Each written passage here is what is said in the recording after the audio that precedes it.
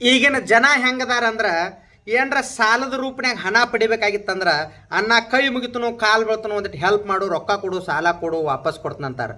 ಆದ್ರೆ ಕೊಟ್ಟ ಮೇಲೆ ಹಡಿಸಿ ಮಕ್ಳು ಅದ ಗುಣ ಇರಂಗಿಲ್ಲ.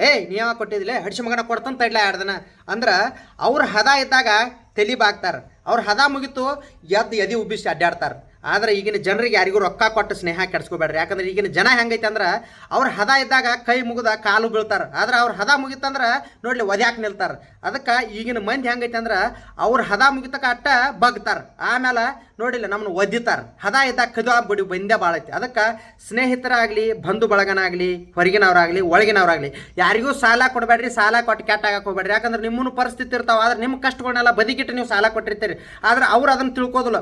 ಕೊಟ್ಟಿದ್ದಾನೆ ಸುಳಿಮಗತ ಆಗಿಂದಾಗ ಸಹಾಯ ಮಾಡಿದ್ದು ಮರಿವು ಮಂದಿ ಐತಿ.